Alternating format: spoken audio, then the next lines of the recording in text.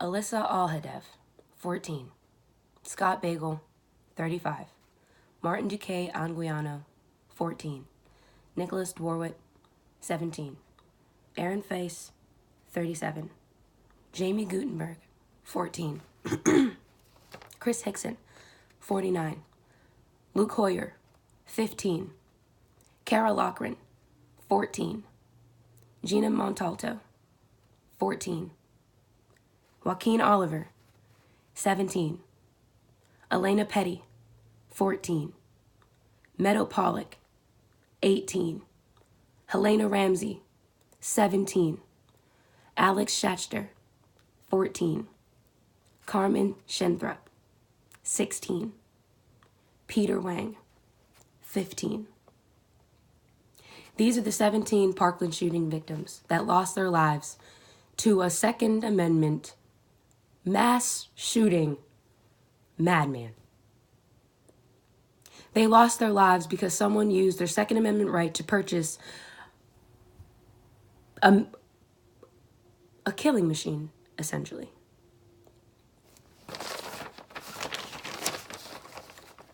Akil Dankins, 24. Gregory Gunn, 58. Samuel DuBose, 43. Brendan Glenn, 29. Freddie Gray, 25. Natasha McKenna, 37. Walter Scott, 50. Christian Taylor, 19. Michael Brown Jr., 18.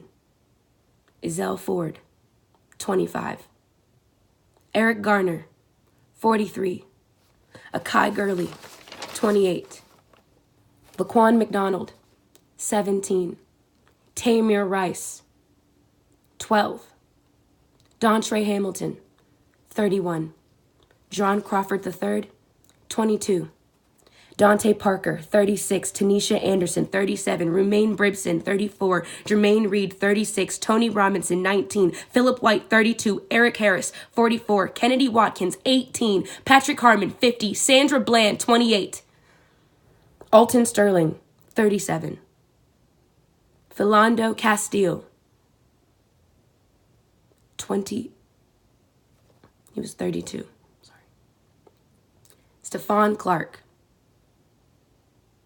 22. And just 2 days ago, Danny Ray Thomas.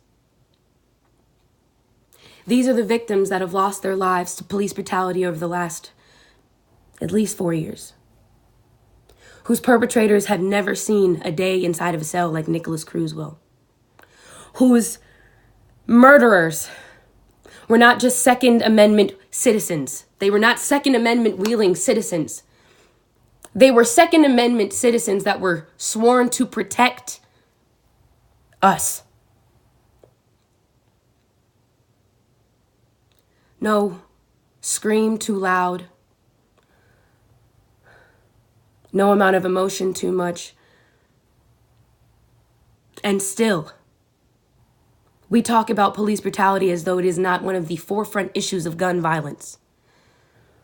The Parkland shooting survivors are doing an insanely amendable thing. They are fighting to change something that has irrevocably altered their lives. And while I stand with them and I stand with their families and those who marched on Washington,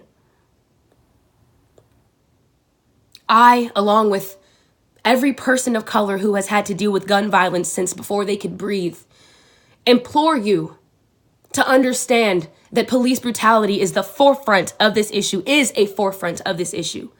While the Second Amendment is not something we hope to take away, everyone can own their guns. That's not the problem. The problem is how 17 victims will have justice within 3 months of their death, while within the last 4 years, not even half the people on the list I just read to you saw justice. Not even a quarter of the people on that list were able to actually get closure. Tamir Rice was 12 years old when he was shot from a cop car. He had not killed 17 people. He had barely hit puberty. Nicholas Cruz was 17 years old, and while I'm sure he went through hell and back, so have a million of us. And you don't see any of us mass shooting up anywhere.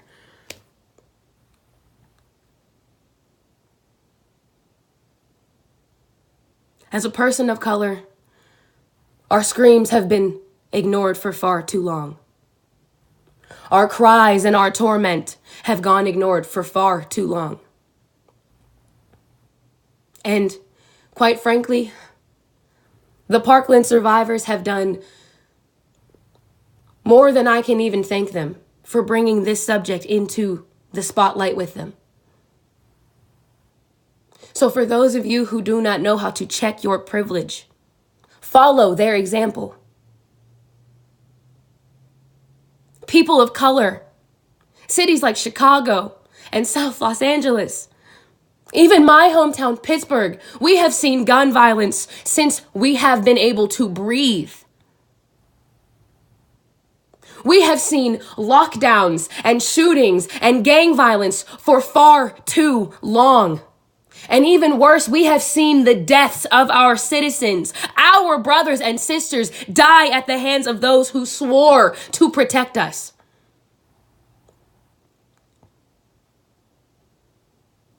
And while they have not always used a gun has been their primary use of violence.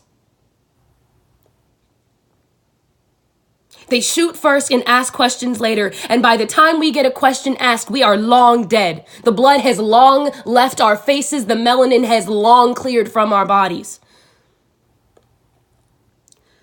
Gun violence, it doesn't stop with mass shootings, it doesn't stop with gang violence, it doesn't stop with checking your Second Amendment privileges.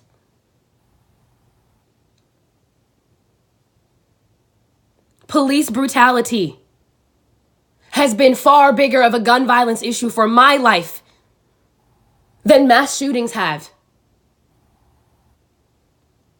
And while mass shootings have left so much devastation in their wake, we have not ignored that devastation, but we have 100% ignored the trauma, the anxiety, and the absolute debilitating feeling of fear when it comes to being a person of color living in this country.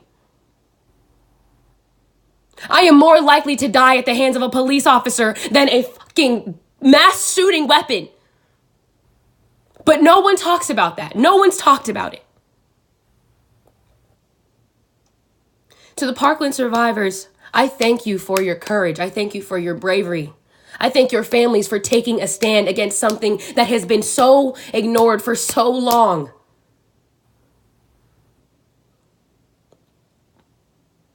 But for those of you that think that this conversation ends at stopping the sale of AR-15s and whatever other assault rifle you can think of, you're wrong. It ends when every person, no matter what color, religion, or creed they go by, can feel safe here. Not just against the citizens, but primarily against the law enforcement of this country. We are not just mere hashtags and numbers that you see us as. We are not just your entertainers and your fucking basketball players. We are also your neighbors. We are your doctors. We are your friends. And above all else, while you guys have been dealing with your issues, we have been your allies. Now, please,